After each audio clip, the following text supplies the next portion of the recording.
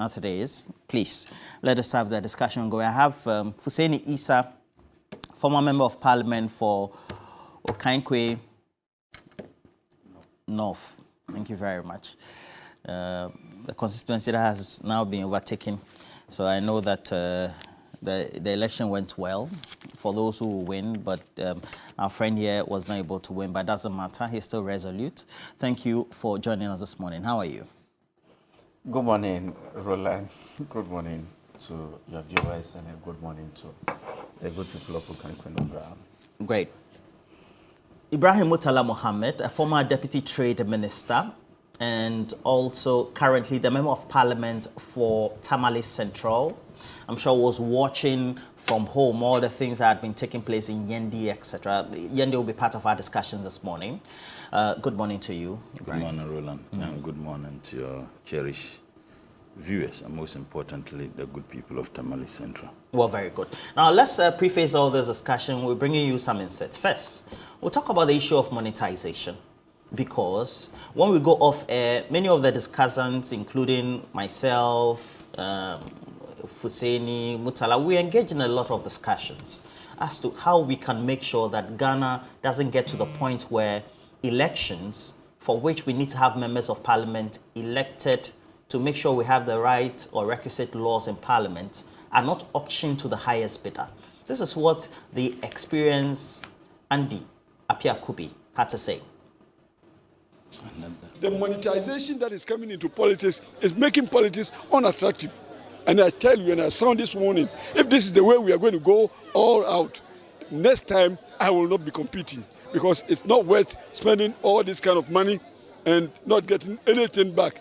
Unfortunately, people think that when you go to parliament, you make money. The converse is the truth. It is an exact opposite. People who come to parliament, if you don't have any profession, you will not be able to succeed in parliament. And most of our people are losing because they didn't have the capacity, the financial resources to contest. Some of us have come through because of our professional earnings. We can continue to earn money in our professions and come and dump them in politics and even attract the insults and the undermining and the name calling. So politics is becoming unattractive. And I'm serving this note that if we don't change our ways of selection, I will not be a candidate next time. We need to select people who have the capacity and the competence and the interest and the energy to go into parliament. We don't have to pick anybody to go in. I cannot be a mason. I cannot be a carpenter, but I can be a lawyer. So if you look at my competencies, place me where I belong. Don't allow it to be an open enterprise that anybody without any preparation at all will come in, and because he has blood money, he will throw the money about and become member of parliament. He comes to parliament and he cannot perform. And I'm saying this, I'm very serious about it. Not many people will tell you what we are going through, but I'm saying it. And I think that people will take me serious. I know that the monetization will bring wrong candidates.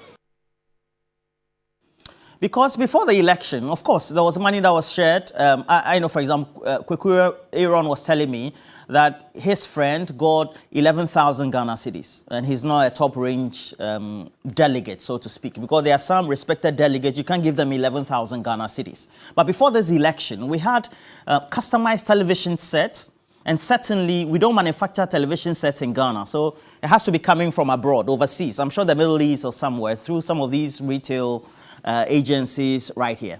Customized. Even though the Member of Parliament and the incumbent or the contestant had come to deny, but clearly somebody not out of the figment of their imagination would do this. And subsequently also, we had motorbikes. And especially if an ordinary Ghanaian has a motorbike, you should know why a motorbike is very important. It's a means of transport, particularly in northern Ghana. And for the Member of Parliament for Daboya Mankregu, who is the Deputy Minister of Health, when he was asked by a correspondent, he did say, well, he was in the field campaigning, and so whatever was happening, he had no knowledge of it. And I think that even though this has largely been a peaceful election, but the incident that had marred an overall peaceful election are those that we need to talk about, because we have a governing party that needs to do right, not only by its own delegates and its own members, but also the ordinary Ghanaian who will be voting in the 2024 general elections. So in Yendi, while voting had been undertaken, voting had closed, the counting process witnessed something else. Now, this is a video of fridges being shared in a house. Please open the pot so that we can hear what the audio is behind this video. NDC for few. I'm a child, I'm with the NPP for here. I'm a delegate, in Naya. I'm about to am NDC. Yay. I'm a fridge. NDC for few. I'm a child, I'm with the NPP for here. I'm a delegate, in Naya. I'm about to am NDC. Yay. I'm a fridge.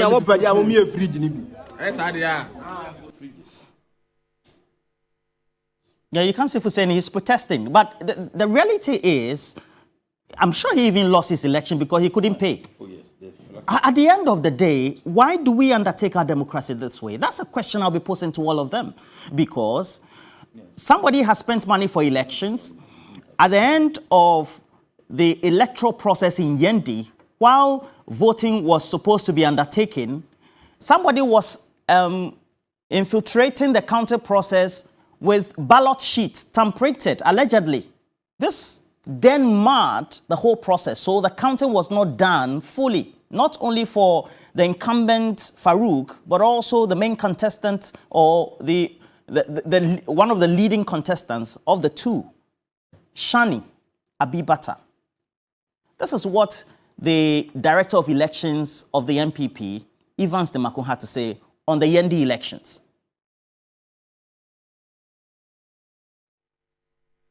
The party farmed out regional officers and national officers to ensure that the guidelines, the protocols issued by the General Secretary are all complied. At this point, a request of you that we exercise a bit of constraint and receive from our regional and national monitors who were assigned to the Yendi constituency, as well as report from the Ghana Police Service and the Electoral Commission, that in the case of Yendi constituency, we exercise a bit of restraint and calm down whatever tension there is, and appeal to party members in the constituency that they respect the guidelines that were given. The party is awaiting a report from the regional and national representatives who were assigned to the constituency, as well as collaborating it with the report from the Electoral Commission and the Ghana Police Service.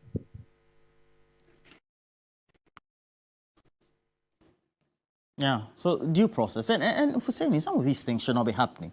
And you are a victim of this. Okay, what he said. What do you feel about what transpired in the non-orphan constituencies? Because we're all looking forward to Saturday. Good morning to you, Roland, and good morning to Honorable Mutala. And then let me say good morning to your viewers again. Saturday was quite eventful. Even before I come there, let me say good morning to the flag bearer of the New Patriotic Party, His Excellency, Dr. Mahmoud Bawumia, the results-oriented team player who is going to lead Ghana to the promised land. Saturday was quite eventful.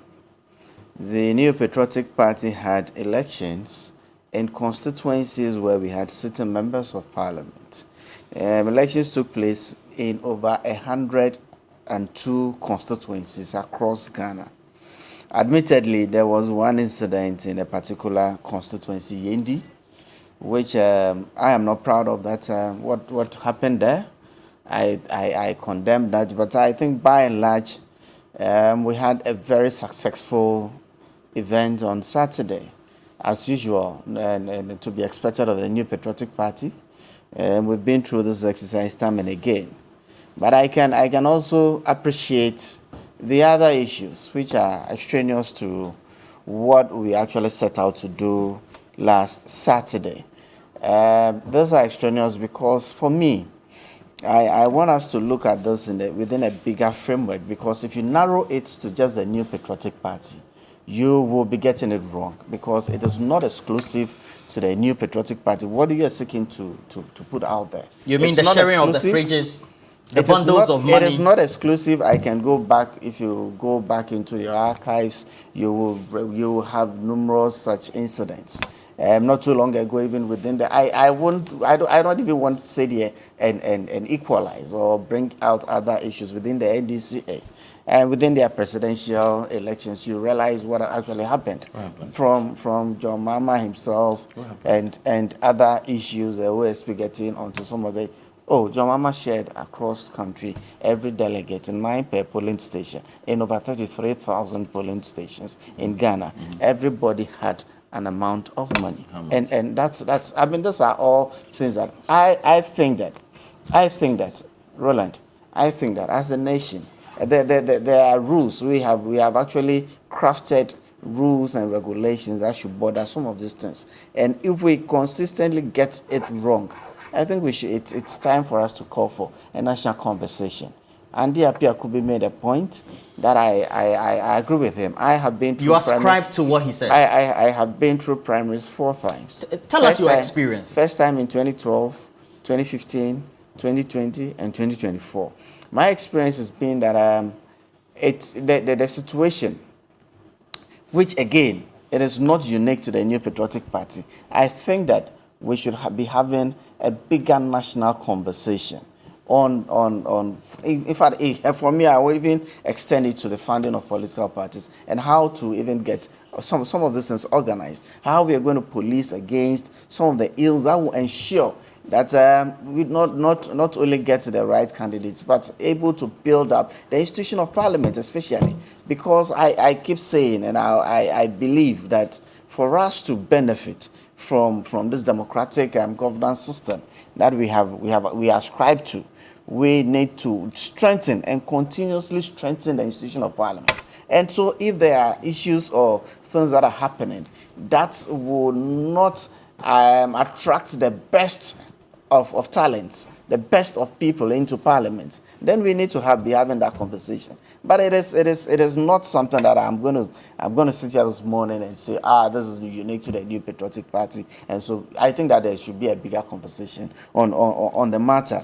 Going forward, I don't know whether you want us to go into details in what transpired on Saturday. Before we came in here, those who lost, those who won, and attrition rate in parliament and all of we'll that. Talk about that. Let's talk about some of the teething problems of sharing fridges, etc.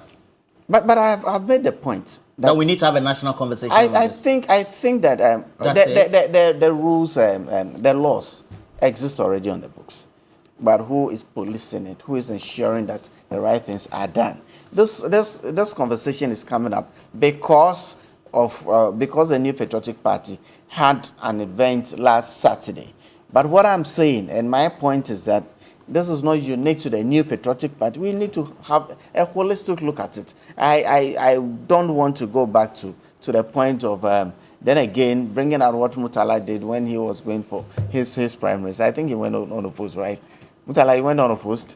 Yeah, what did I do? What he did or what someone else did. Or I think that if we pick and choose when we're laughing like this, aren't we trivializing the matter? I am not trivializing the matter. I am that's making what my you're point. doing, because you're a clear victim. I'm making my point. My age is just bringing him you're a clear victim. He is also a very experienced member you're a of clear parliament. victim of an orchestrated period of election in which individuals come zooming into your constituency, and due to your pockets not being deep, you're not able to compete with them monetarily. Roland, and so you're here as a former member of parliament, not a candidate elect. You will get to those matters wrong when you personalize or make it an individual matter. It is a bigger issue. That is why I want you to speak bigger to the conversation. Yeah, because you are a direct victim exactly what I'm doing. I don't want to personalize it and say this happened to Husseini or to Mutala or to someone else. Because what you're actually doing is equalization. I am not equalization. I am not equalization. What I'm calling for this morning is a bigger conversation. Maybe Parliament can lead, maybe the Electoral Commission can lead, maybe the NCC can lead in a bigger conversation that will make sure that this impact, the monetization impact on our politics is brought to the barest minimum. It's the reality. Nobody, I mean, we can't behave like ostriches and bury our heads and think that there is nothing happening. It is real. It is what is happening. It is weakening Parliament over time. And that is the most scary bit for me. Because there will come a time when, perhaps we are even there already, where the institution of Parliament will not be attractive to people who should actually go to Parliament to be able to build the institution and help this nation. So it is a reality. It is where we are. But what I'm saying this morning is let's not personalize it. Let's not make it an NPP problem. It is a bigger conversation that we need to have and have solutions to this cancer. Fantastic. Now, please get for me that incident where the Electoral Commission officer at the Nandom, is it Nandom? Nandom Electoral Center for the governing party just fell short of saying that he was part of the delegates. Clearly, just overtaken by events, forgets himself. And then decides to say that, hey, I'm even occasioned and even almost nearly part of you. I mean, you're supposed to be a referee, aren't you? Just watch this. I'm Mr. Isaac Akotodako. I'm the officer. Municipal electoral officer. For a moment, as a referee, when I picked the mic, I was tempted to say Kukrudu. But as a referee, you know, I have to play by the rules. Mr. Isaac Akotodako. I'm the officer.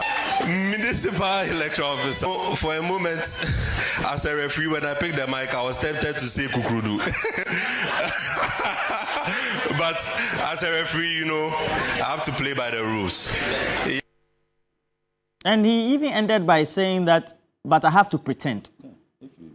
That's what the whole video says. Mutala. Of course, my name is Roland. Johnny will come tomorrow. So at the end of the day, we know that monetization is a big problem. At what point in time do we need to speak about this? And particularly making reference to the incidents that have happened. We had the November election, swirls of money, packs of envelopes, and now this. These one, itemized goodies, plus money given to individuals. So those who cannot get trailed when it comes to who, at the end of the day, becomes a winner or not. Roland, first and foremost, I want to state, and I hope my brother is listening, President Mahama never shared money to delegates. You remember when we have, please, President Mahama never shared money don't go to down delegates. this route. Can I finish? Don't go down this route. I listen to you. Don't go this down. Right? I mean, yeah, but I mean, you're starting on the Roland, will you tell He's making reference to the money that was given, and President Mahama said it was transport. You should allow me to finish. On May 16th, please, allow me to finish. I have been an active participant, and I was an active participant in that electoral process. Mind you, I also went unopposed. Are you getting what I'm saying? Every delegate has to move from one location to another for the purposes of casting or participating in the exercise. Those delegates would have to move, and it comes with cost. So if a party decides that we need to aid the transportation of those people, that is not what we are discussing here. How much was it? 40 cedis. And I can tell you, in some constituencies, the 40 cedis could not even suffice to ensure even transportation from one end to the electoral center for the purposes of participating in the electoral process. That is not what we are discussing. Every political party, including yours, and every candidate in an election would have to ensure that the delegates who are supposed to participate in exercising that democratic right to choose their leader get to the point where the exercise takes place. So if you provide them with TNT or feeding, that is not what we are discussing here. So let's get that very clear. So to attempt to say that President Mahama did it, to match that with this appalling embarrassment and disaster, a danger to our democracy, is completely bizarre. And I think that you could have done something better than what you did. Please. Do you want me to give you other instances please. where in a you had your primaries, 10. You had your 10. Okay. Let me finish. I'll note it. There were a lot of things you were saying I could have, interjected, but I didn't. So just allow me. My good friend, so that argument is balderdash, to say the least. President Mahama never gave money. What? Balderdash, to say the least. President Mahama never gave money to delegates. Now, if you have an electoral process, Fuseni, and you need to aid... It is not the Tamale Fusheni.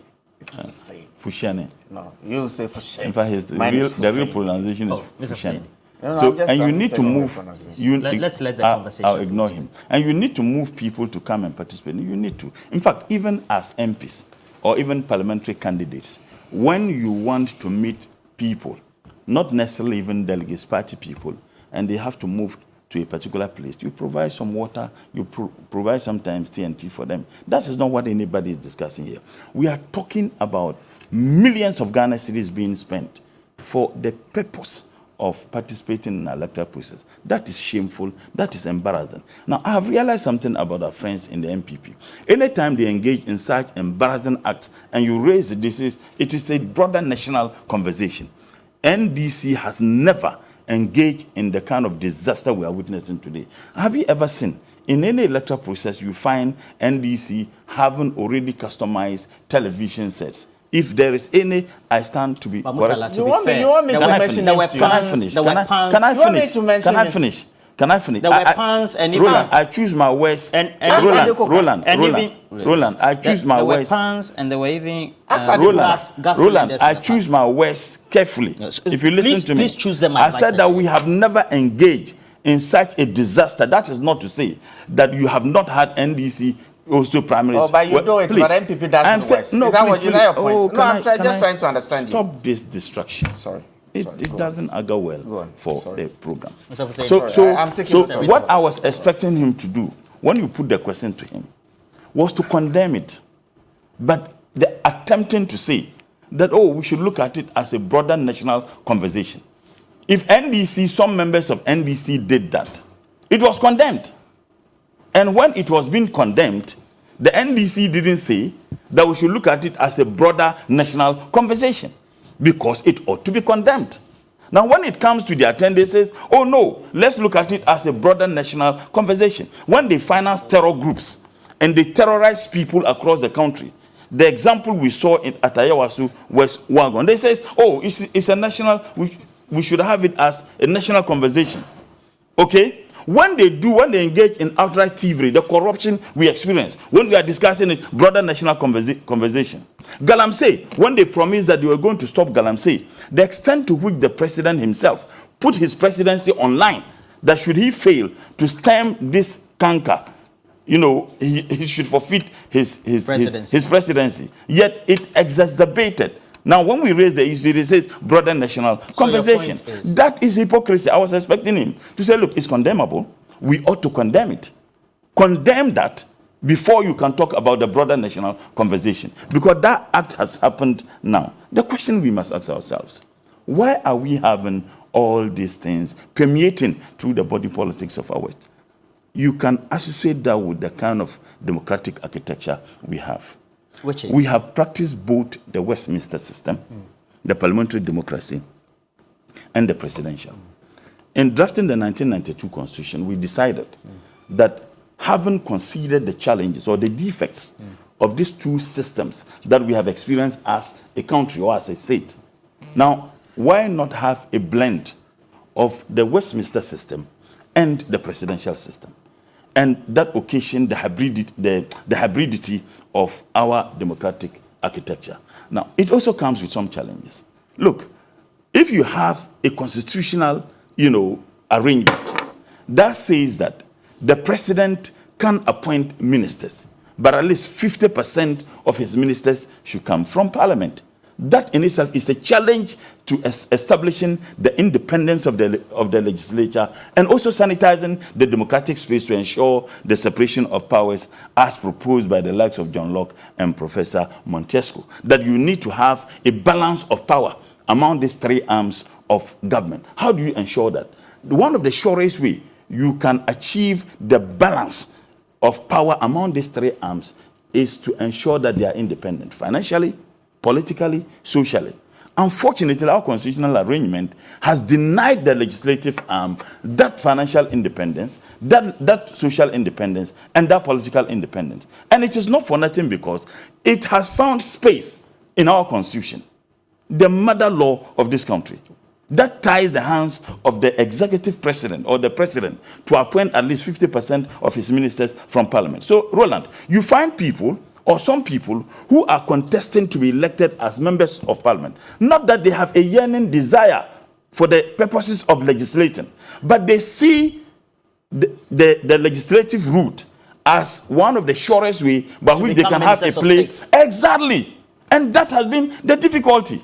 Look, I have been agitating, and I remember even when I was a deputy minister of state, I made this statement on several platforms, that the constitutional, the Constitutional Review Commission, which was led by Professor Atuguba and co., which recommendation include, among others, that we should decouple the appointment of ministers from parliament so that the president can have that free will to appoint ministers from anywhere, so that if he decides that I want to appoint all my ministers from parliament, or I don't want to appoint a single minister from parliament, or I want to appoint just 10 ministers from parliament, he would have that independence to do so.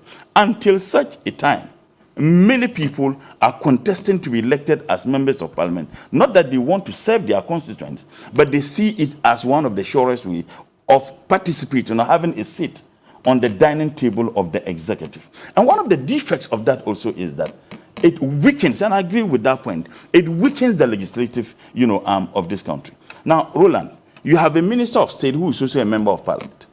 They sat at cabinet and took a decision. At the time when the decision was being taken, he was wearing the gown of the executive.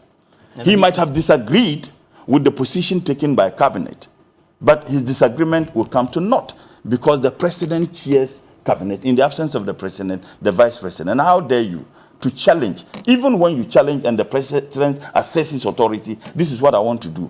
As a minister and a member of parliament, at the time when the decision was taken, you'd have to succumb. Now, that same minister comes to parliament, and in parliament, he removes the executive gown and puts on the legislative gown, even though he disagreed with the decision when it was taken at cabinet. Then he gets to parliament. He cannot be seen opposing the So he's position. conflicted. He's conflicted. And instances where you have a minister who brings a bill to parliament, or even a loan agreement or whatever to parliament, as a sponsor of the bill, he cannot be seen against it. Now, if you have about at least 50% of the ministers being members of parliament, even when that particular instrument or bill that is brought to parliament falls under the purview of that minister, he cannot be seen kicking against it. That also weakens the supervisory role that the legislature is supposed to perform. I think that the idea of amending even the constitution, where the president would have the will to choose from parliament ministers, the number of ministers he wants, we should make it very firm that no minister should be appointed from parliament. So that when you are going to parliament, you go with the ultimate objective to legislate. Okay. And that also asserts the independence of the legislature. So, frankly speaking, the stakes are very high because of this. And I agree with Honorable Andia Piakubi that it denies capable hands from participating in our legislative process.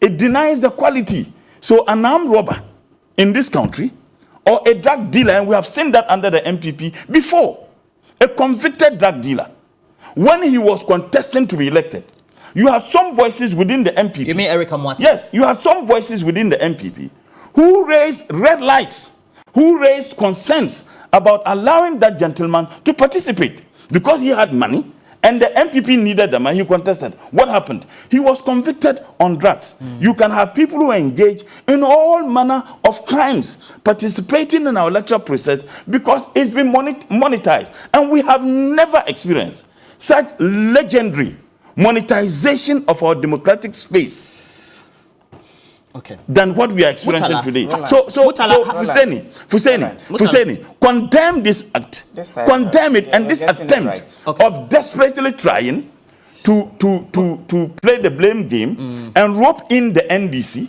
and that, oh, this has happened before. We are not discussing NDC. We are discussing what is at hand. And what is at hand is a disaster. Mutala, but do you agree? I don't even have the patience to listen. Mutala, but do you agree it's a problem that has plagued the two parties, NDC and NPP? And so, within this very precinct of situating this conversation, the monetization of our politics needs to become a national issue, just like Fuseni is saying, for us to, as a country, discuss. Because what will be the motivation for a would-be candidate who is not going to be on the side of the executive because he's in opposition or she's in opposition, spraying money or sharing money? Roland, I don't disagree. Because the truth is that both parties share money. But if you're in government, you share more money.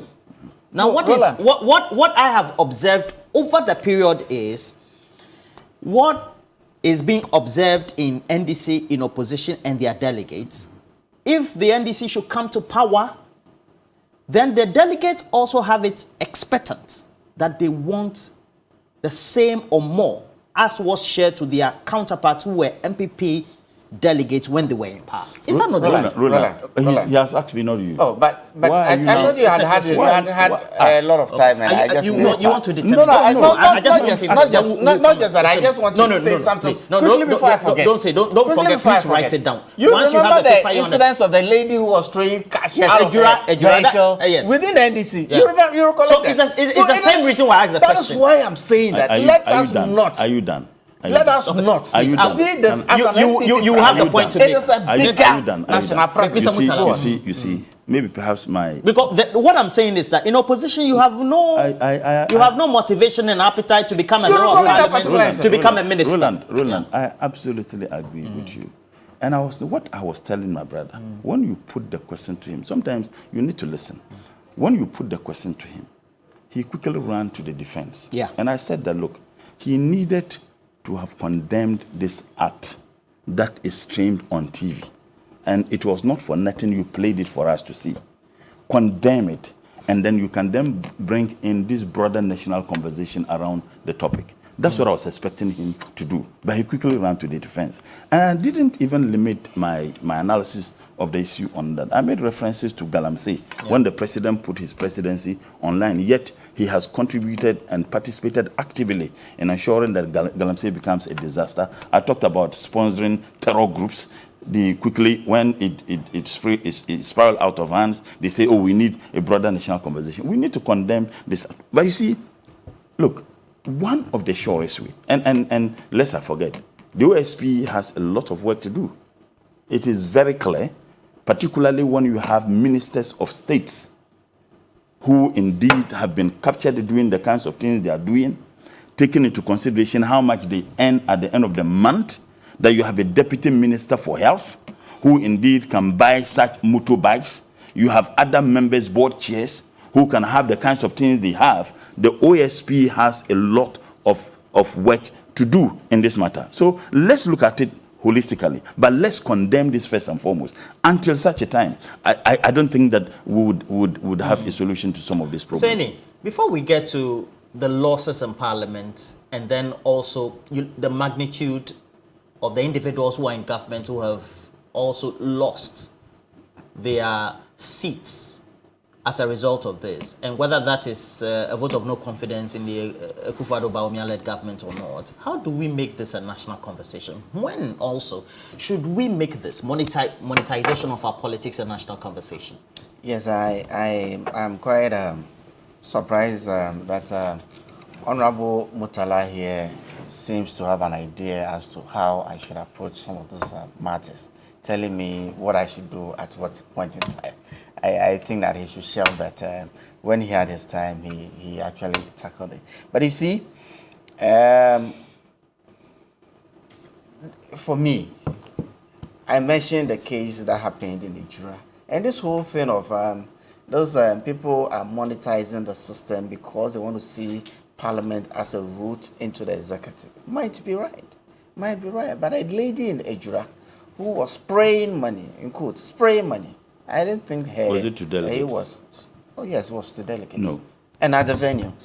Not to delegates. At the venue. There was spraying of money. I think the bottom line to delegates. Whether it was delegates, okay. whether it was, there was spraying of money at the venue where the elections was taking place. But that's what I want to see. Look, it will happen during NDC. It will happen to NPP. What I'm saying and what I think we should do is that, look, we still need to strengthen the institution of Parliament.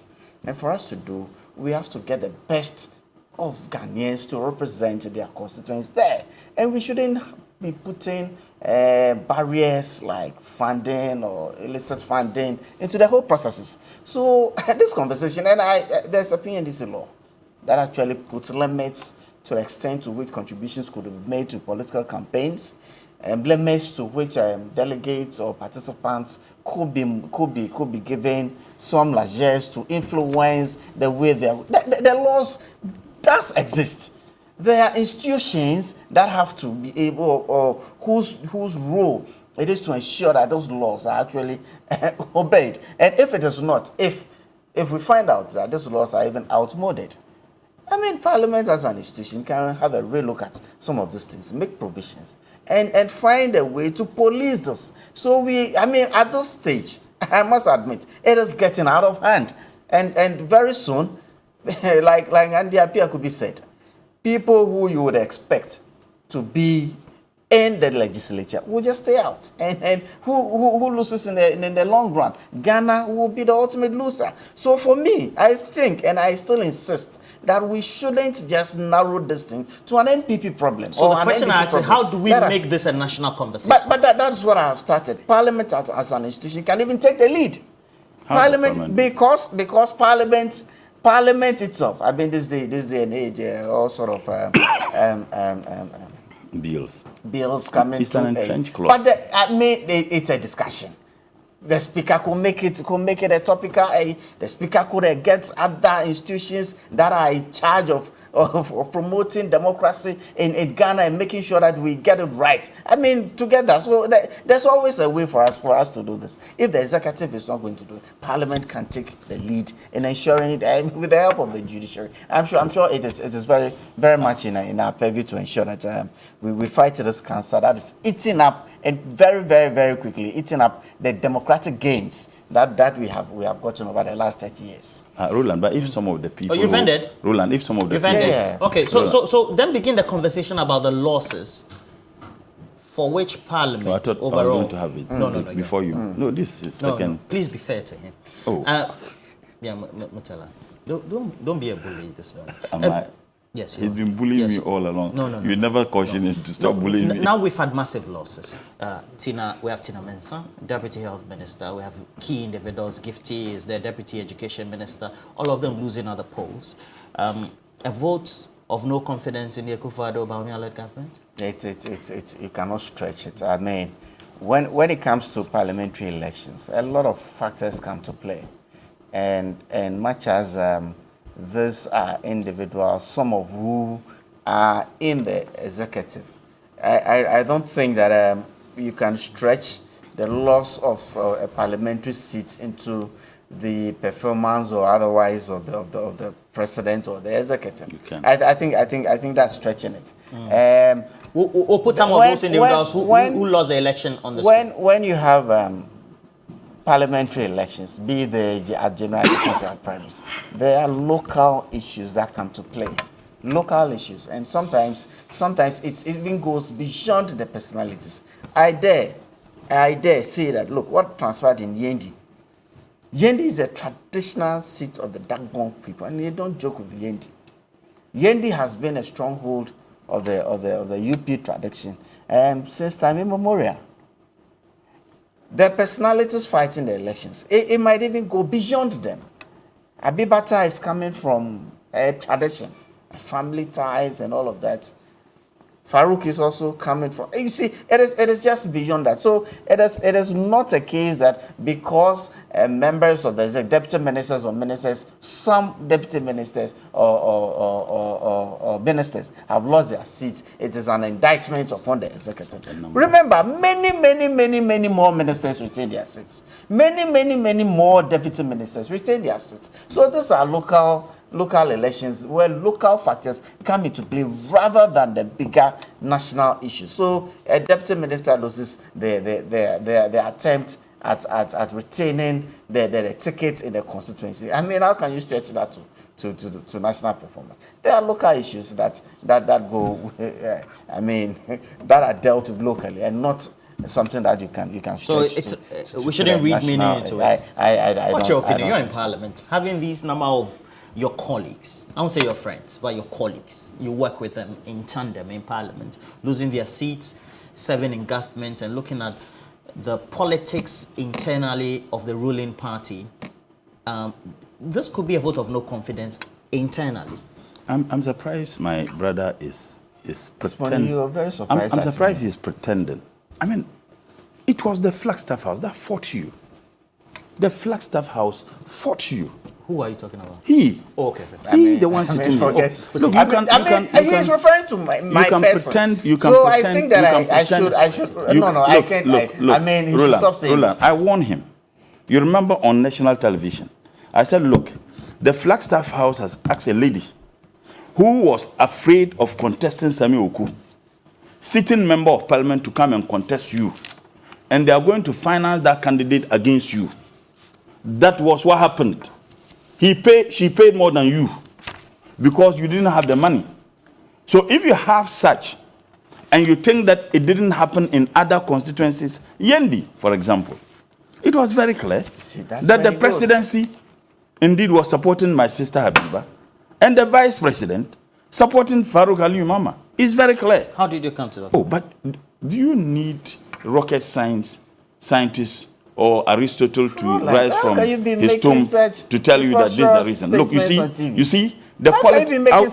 I will tell you. They are baseless, and so listen, you have to tell him to take down. They are baseless. He has no basis. You just said on this program that I can't determine to you how you approach questions. Yeah, now, you want but then to again, to me. But then again, you are making baseless. Did I warn you? Did I warn you on national television, or I didn't warn you? That they were. Today you came to do this. I am not. I'm telling you.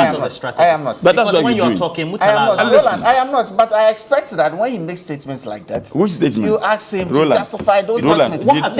Because did I warn you or I didn't warn you? Did I warn you or I didn't warn you? What should I do? Did I warn you? He didn't say. He didn't use the word. He didn't use the word. Then how are you saying that he used the word? Yeah, he didn't use the word, but he said that's his observation. He didn't say his observation. But you are saying that he said his observation. He didn't say that. Did I warn you or I didn't warn you on TV?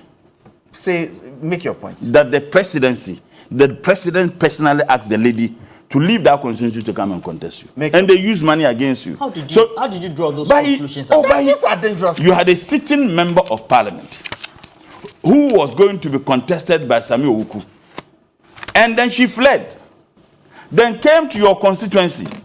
Before she came, I warned you. And I told you on national television. And when we went out, I told you, this is what is happening. Did you see or you didn't see?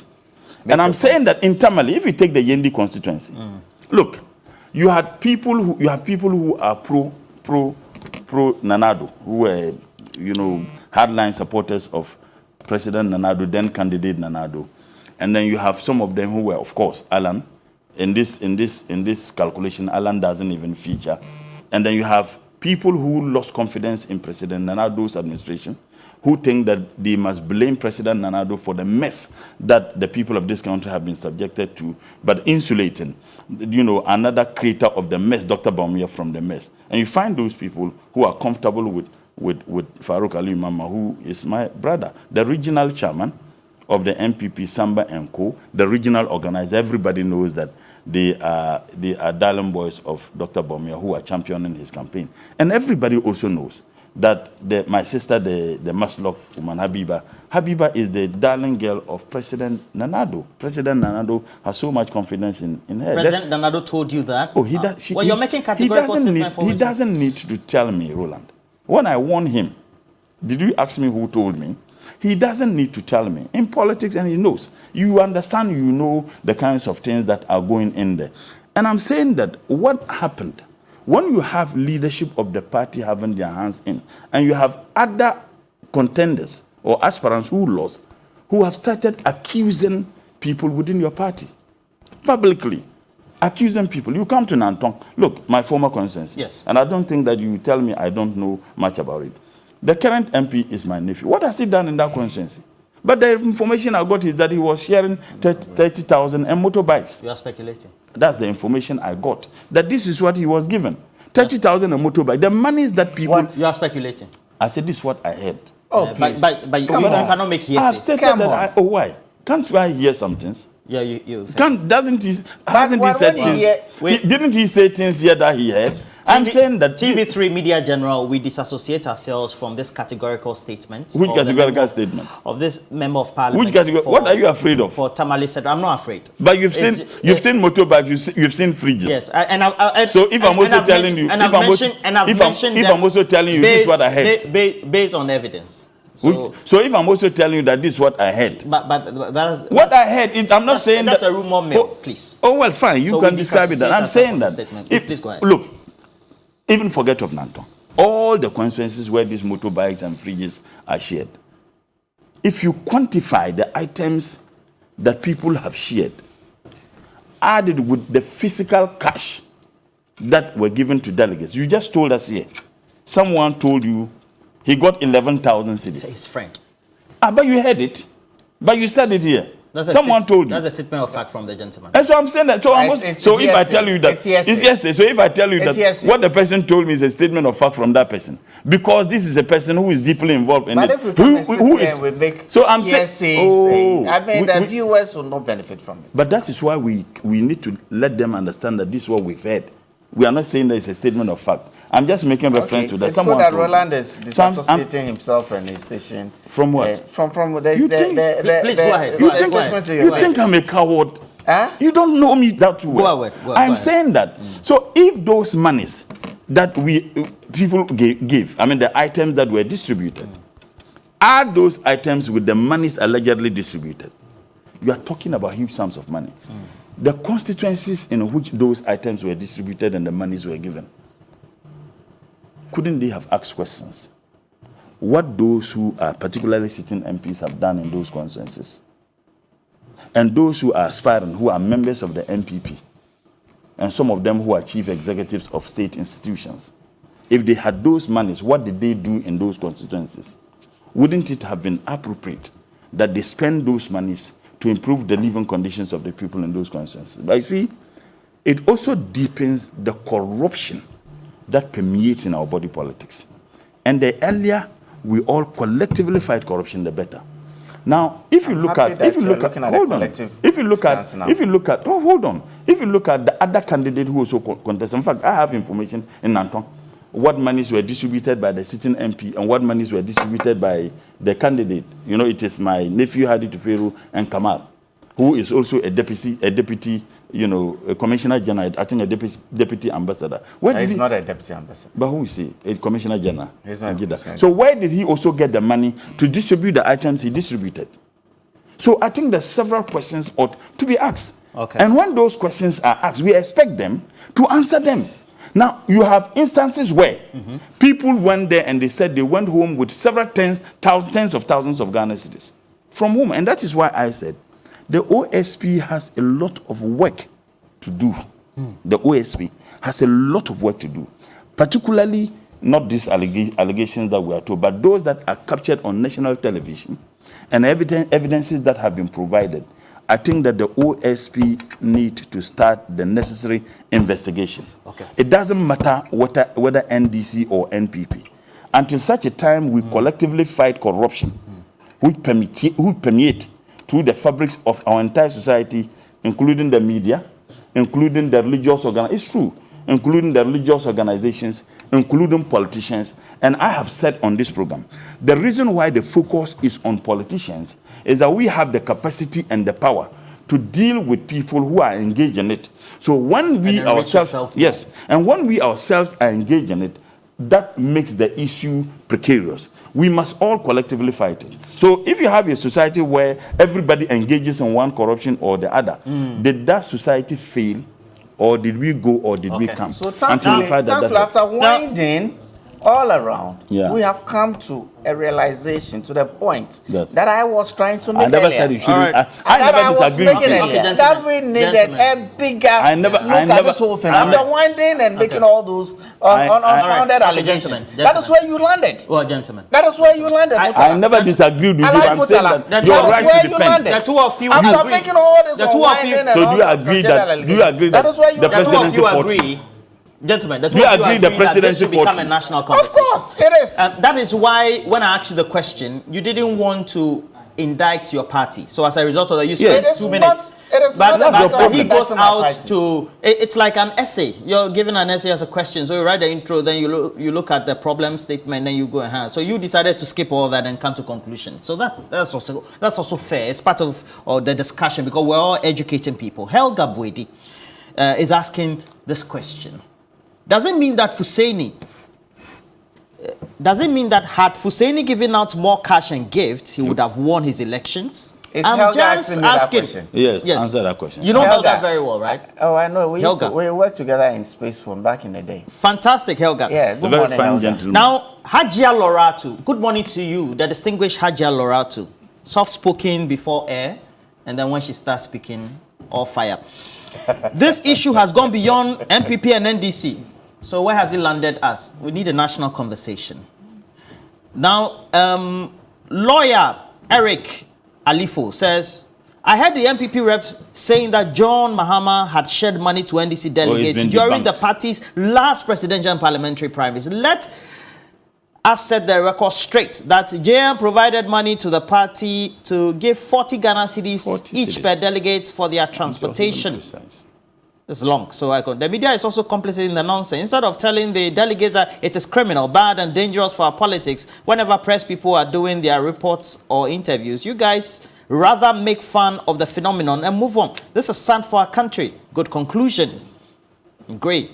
Now, Chris from Ashaliboche says, why is Honorable Fuseni trying hard to justify monetization of Ghanaian politics in an era of hopelessness in the economy? Roland, when I heard the names of some big guys in the NPP who wouldn't contest again, I said in my heart, the NPP is gone. Even majority of the NPP supporters have lost hope in Anado's Bawumia administration. Chris from Ashaliboche. Prince Henry says, Mr. Issa Fuseni is finding it very cumbersome to admit that the presidency fought against his candidature. Oh, Prince Henry, is it true? It's true. Why you say? No, why you say? But I keep telling you that let us not personalize. Okay. Yeah, so it's an admission that is true. We're not personalizing the issue. It's an admission that is true. I mean, this is our guesses. And what I keep telling you. Agaoa Julius, please. Agaoa Julius, as Swansea says, Katie Hammond's behavior in front of the police was very unfortunate. An honorable member of parliament should not behave like this. My biggest disappointment was with the police officers who were just looking on at him when he was making these unfortunate remarks and putting up this unfortunate behavior. God save AMA, Amagana. Now, you move on and then Haja Loratu has sent. Okay. So now, there's a bigger conversation that we need to have. Which is, but Roland, I just want to make this. Which is not on this, Roland. All these that happened. Now, the Electoral Commission during the district level elections said no indelible ink, Mr. Fuseni. But in your internal election, there were indelible inks. So, is it that the governing New Patriotic Party agrees with the Electoral Commission when it comes to indelible inks nationally, but when it comes to internal elections, you don't? I am not too sure what the position is. What's your position? My position, during the district level elections, I went to vote because of how voters are being verified with the verification equipment. And once you vote, there is no chance of you coming back to have a second bite of it because you've already been verified and it's been recorded. That's my understanding of the whole process. And so within our elections, there was no verification equipment like we did for the local or the district level elections. What's your point? The point is that within our elections, you're justifying we're still using the photo album and the thinking of whether somebody had come or not. So there are different systems. There are different systems. So I don't understand. You're saying the difference. The system is that when we had the district level elections, when I went to vote, the verification machine was used. I was identified as Husseini Issa. I voted and left. If I had come back again with my same card, the equipment would have already verified me and would have said that those guys already verified. You are aware that sometimes in our elections, the equipment do not. In our elections, okay. In our election, we didn't use that verification. So the question then those is, are the two, if this is replicated, different. what happened in the district level elections replicated in the presidential and parliamentary elections 2024, December 7? That's okay. I mean, if what is I mean? Is that okay? Look, the EC is having a meeting today. They are going to even deliberate on the date of elections, and those are all issues that are going to be discussed and agreed at IPAC. So it is not for me to say this or that. I think that once the matter goes to IPAC, there's a discussion. The stakeholders at IPAC come to a conclusion. I mean, we all go into the general elections with what because that's why we kept urging the NDC to go back to IPAC, thankfully. Thankfully, they are back in IPAC. And whatever is agreed at IPAC. This would have been replicated in the December elections if NDC had not gone to IPAC. Is that what you're saying? I was saying that at the time, people like myself, we kept calling upon the NDC to go to IPAC and have the issues dealt with as a stakeholder in our electoral process. Okay. And thankfully, they are there now. Okay. So whatever is agreed at your conclusion IPAC will be what I wanted to make a point. I just got a text message from someone very close to the candidate in Nanton. I told him who says that those allegations that they distributed motorbikes and 30,000, they never did. So it would be fair that I stated. But let me say that. But we disassociated ourselves from. Oh no, I don't. But what is so incriminating about this? So you're saying it's not true? Yes, but, I made that statement. So it is fair that if someone says, "Oh look, those allegations were made," they made those allegations, but it is not true. It is fair that NDC IPAC in Delaware. Let me just say that.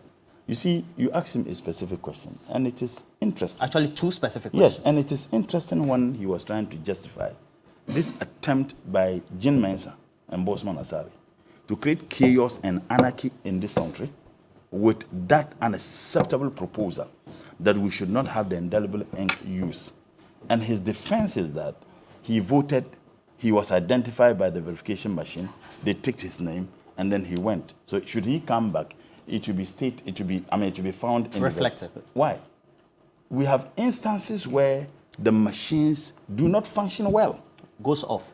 Goes off. Hold on, I'm saying that we have instances where the machines do go off. So if you came to vote when the machine was functional, then you voted and left without please, can I finish? No. Can I finish? I mean, you are just giving Pang. No. So you voted, and then the indelible ink was not used. Then you came back to vote. At the time when the machine ceases to function well, you still vote.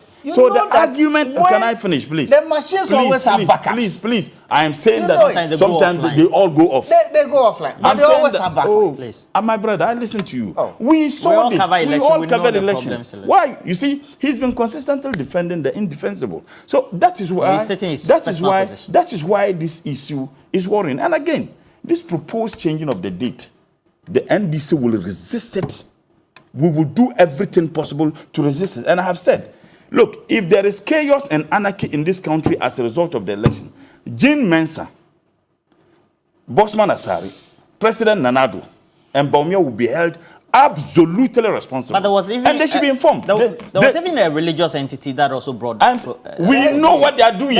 We know what they are doing. This attempt. We know why. Don't we have elections on Fridays? Haven't we had elections on Sundays?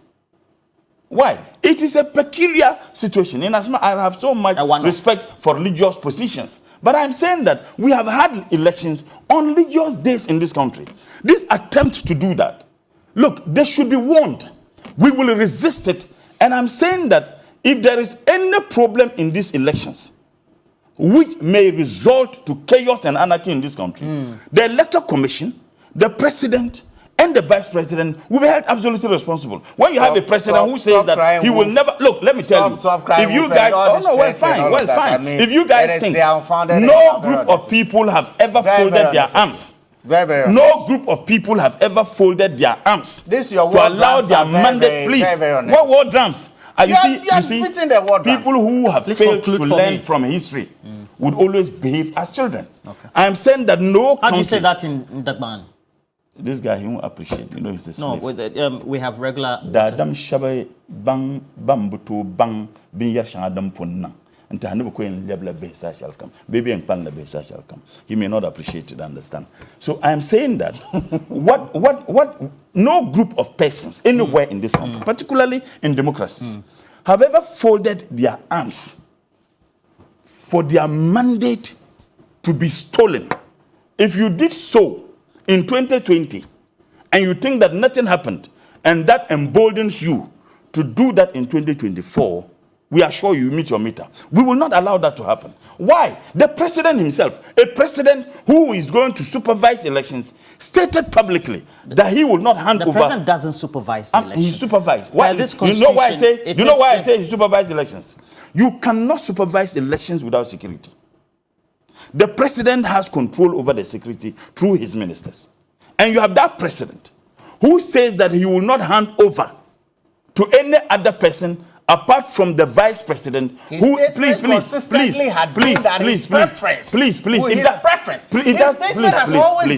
never said.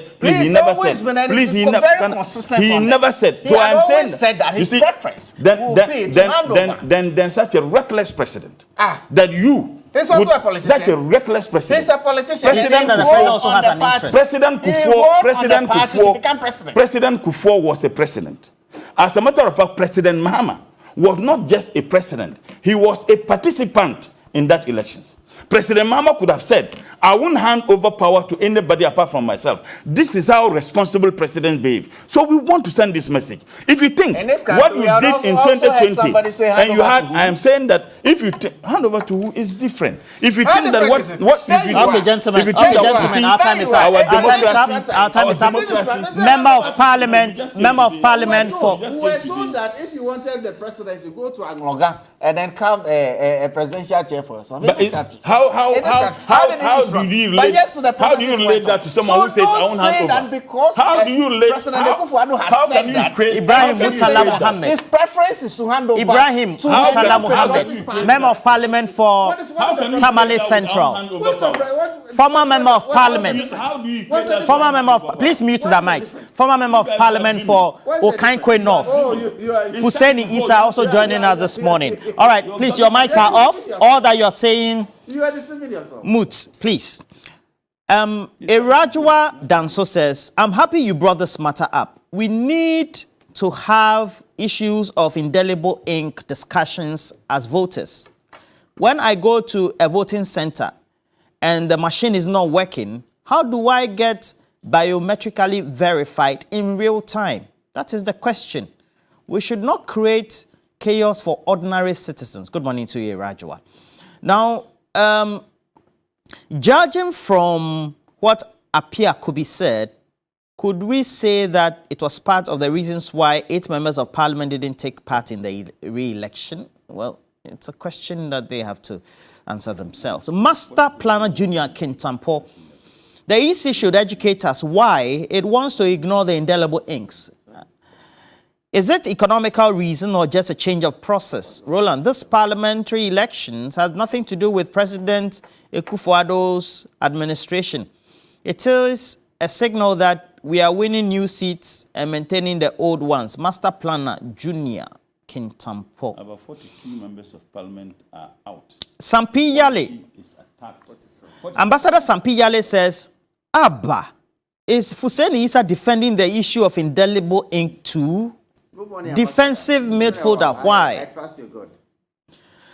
Alhaji Hamza says, I'm happy to see my brother Fuseni on set. He was nowhere to be found after the primaries in Ablekumano for over a month. Please find out from him what really happened. Hope he will learn lessons from it. Roland, we the constituents of Tamale Central are so proud of Honorable Mutala for the good work he's doing. What good work are you doing for them? Please, it's not a question. I'm sorry. Musa Abatwa in Aswanse. It's unfortunate. Honorable Fuseni is trying hard to water down the impact of monocracy in the system. It's better to be an NPP delegate than working at the Bank of Ghana. Bank of Ghana, have you seen their slips? Charlie, they pay you. Kofi Owusu-Ashia Jr. says, information reaching out from EPA is that the current weather, okay, no, sorry, this is not related. Now, Sherry Giovanni says, I'm highly surprised an aspirant can afford 500 motorbikes during an internal elections, meaning the money we are begging China and the Paris Club for can be given out to the country by one or two individuals. Wow, Nipa ye Cobra. Nipa ye Cobra. Several more clues says NDC will not start a fight, but if the MPP does, they prepare their will ahead of the election. Let Katie Hammond and MPP be reminded from this quote. And then also, indulge me, let me just go into our stream and then also recognize some of clear participants. Is it a birthday? No birthday today, according to my lead producer. Now, somebody said, no JM, no Ghana. That's Bob Manso. Then Louis Anochi said, Master, stop joking. It's all part of our stream messages today. So I asked the question, whether we can ever stop monocracy and how do we stop it? So Bob Manso says, no wonder Gabi, the CEDAW president, says their grandfather gave them the necessary education. That's why their sons and daughters are appointed to public positions. Regrettably, in your case, the grandparents failed to provide you with the required knowledge. So there's fighting also on the street. Well, for all of you who joined us, Jane Laura, Money Nimani, all of you were grateful for your comment. It's an honorable candle tell Roland that if he can't control Fuseni, we the viewers can control our remotes.